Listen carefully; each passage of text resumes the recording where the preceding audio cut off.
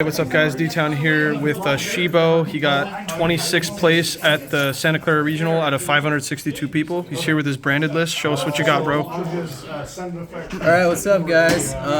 Yeah, got pretty lucky. Got 26. You know, going to Texas, probably. My man, D-Town, the big cheese. The big cheese. Yeah, so there's not really much to say. It's branded. If there's anything spicy about it, it's 55 cards. So, yeah. Cool. Alright, let's start with, pretty self-explanatory. I don't think anyone's playing anything different. 3 Albaz, 3 Aluber, 2 Cartesia, 2 Quem. I guess this is a new norm now. Actually, they come up a lot, so that's pretty cool. And then a 1-ofs, 1. I mean, I kind of wanted to play more just because it's 55 cards. You might as well just start throwing random stuff in there. I'm saying they release a yellow. Courier, Albion, really good. And then the one new ones you release, you don't run the Vistios, the other two Despia cards. These actually came up a lot just to help me make Fuertes and Tax Dragon. Nice.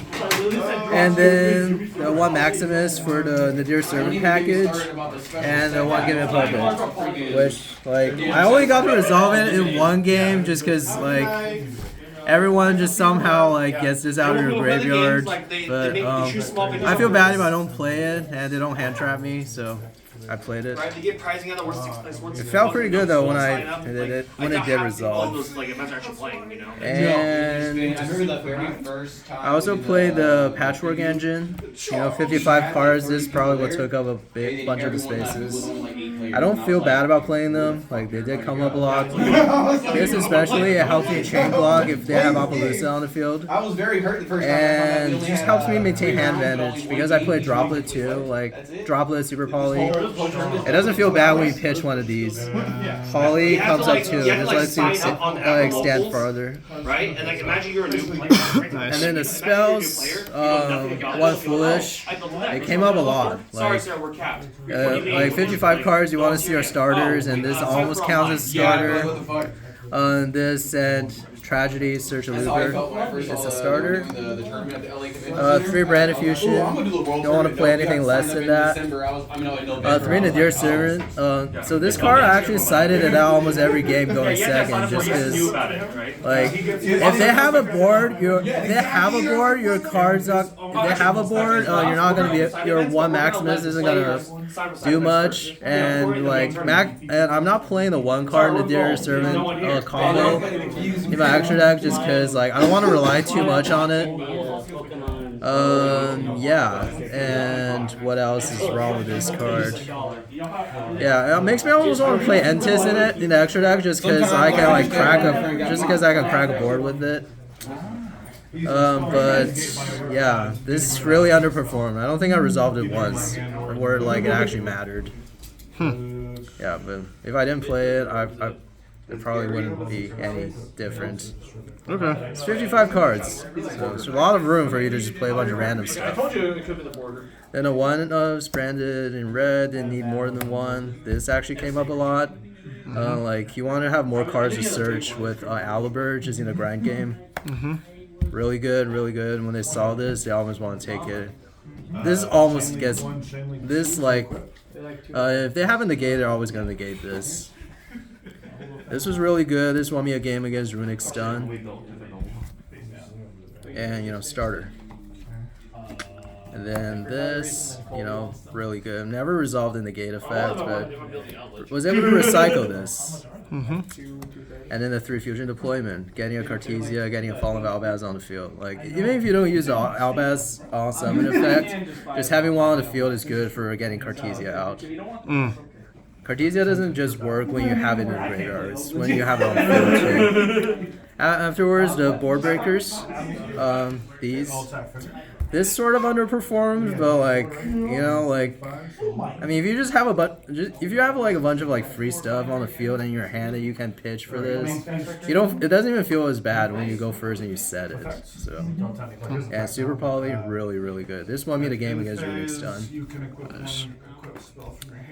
And then shout out Brian for lending me the 3 OT thrusts. Nice. And the cards that I thrust into, Feather Duster, really, really good. This, theoretically really good. Never drew it one game where it mattered. This is pretty good, actually. And Fusion Duplication. Nice. And that's it for the main deck. Would you play more than one fusion dupe, or did you think that one was fine? I think the one is fine just because Fusion Dupe relies on you having another card in your graveyard that matters. And like in a 55 card, you're not in a 55 card deck. You don't want to like rely on that. You don't want to rely on like having extra cards in order for this one card to work. So like, it's pretty much for that exact situation where if your branded fusion gets ashed and then you set that off of thrust. And honestly, if I have with 55 cards enough gas, where there are games where I was able to make a board even without resolving a thrust or without resolving branded fusion. So like, it's a very specific situation where that comes up, or you just open it and it's pretty good. Different decks. Alright, extra deck, 2 Mirror Jade. The second one never came up, but like if there was a situation where I needed it and I didn't have it, I would have felt bad not playing it. 2 of Albion. This guy's pretty good. Like, he helps you push for damage because this Lubellion can attack the same turn you summon it. This guy can. Again, like I keep mentioning a Runic Stun game, but like I was really proud that I was able to beat him. So yeah, and the one Lubellion helps you. I think the recycle effect is like more important than like anything else for this guy. And then the other one of Titaniclad, really, really good. I kept trying to summon this guy against Flu, and I forget that like it doesn't do much against Flu. No, nothing else. And then this guy, again, like I only resolved the Gimmick Puppet lock in one game just because it kept getting rid of the puppet, but the untargetable and unfusable clause in this card is really good.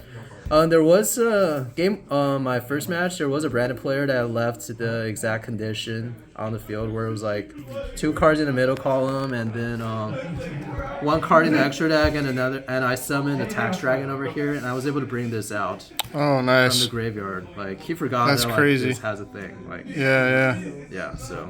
Yeah, I didn't even remember that. That's crazy. And then Rinbrum, super good.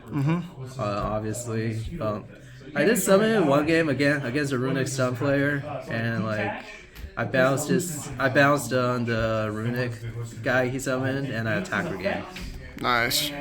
The graveyard effect is really good too.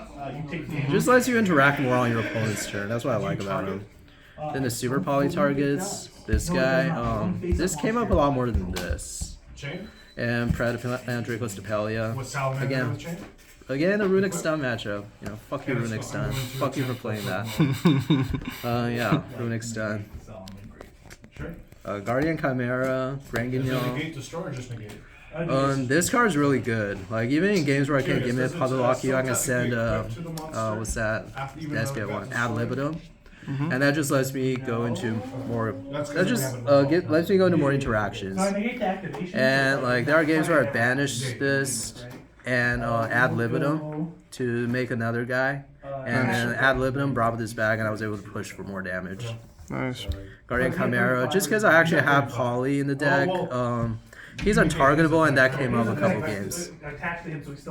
And then the Despia Fusions, Tax Dragon, Quartus. Tax Dragon, never made this guy once. Actually, I made him a couple times, but like not in any games where I was trying to win in time. Quartus effect, he's pretty good. Like, they have to get creative with how they get rid of him, otherwise I'm just gonna fuse with your field once I summon Albaz off of it. And there are games where like they're gonna try to get over my stuff so I can't Chimera them in battle phase, and if I just Quartus it, then like they have to keep playing with like a looming Chimera in the background. Yeah, Brandon Red. Yeah, Brandon in red. Yeah.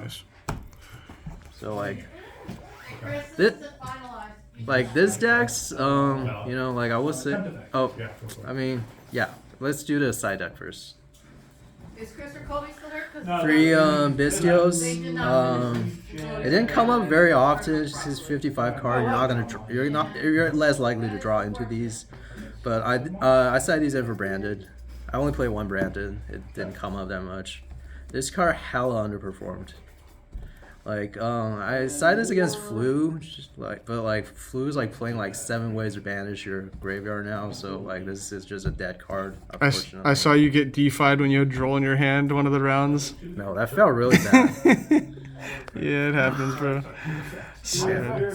Like my worst matchups today wasn't even like Fire. It was like ironically Flu. Interesting. And then 3 Cosmic Cyclone, really really good. I think it's even better because it's common. People hate getting like Cosmic by a common Cosmic. 3 Evenly. You can search this off of Thrust, but like yeah. They always had a negate for it, and just kind of base out the negate. So Normal summon. yeah.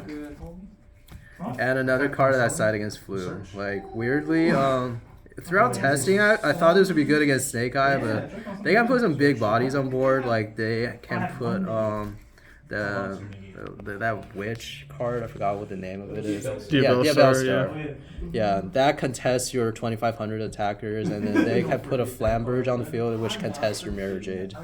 Right. Yeah, so What was your favorite part about the deck, and then what would you change for next time? And also, what was your record? my record was 7-2-1. There's what would I change about the deck is I probably honestly if I had the budget I probably would have played a different deck. Brandon's just always been that awkward spot where it's like the deck to beat the best deck in a format where it has a chance against, but it's never been the best deck in a format. Like if you're like people once they see you're playing Brand, they're just gonna like be like, oh, like he's gonna try to Gimmick Puppet lock me, and I'm just gonna get rid of Gimmick Puppet, and there goes half of his deck. And yeah, so it feels bad. Like I literally just resolved Gimmick Puppet 1 game this entire tournament. I probably would have played a different deck if I had a budget, but you know, it's Branded. I've had it forever, and I'm glad I got a top with it. If I had to change anything, I think I might have taken the Nadir package out, but I feel like if I took it out, I would have missed it if I didn't play it. But it never came up today. 55 cards is probably a little out there. Like I thought about like whether or not I should play the Dragoon cards, but like Fire can just like banish it with Zeolantis. Like which card am I gonna negate out of like their like 5,000 interactions? They can just banish it and set it face down and boom, like Dragoon's targetable and removable again. So yeah, that's really about it. You know, I've played Branded for like a couple years now. Like last year in Nats, I kind of changed my mind last minute. I instead of playing Branded and then playing Cash without any power spells. And I'm glad I got a top with Branded because like it's kind of doing the deck justice. Now I can go play something else. Cool, man. Well, congrats and thanks for the deck profile. Yeah, thanks, Detail. See you next time. Follow the channel.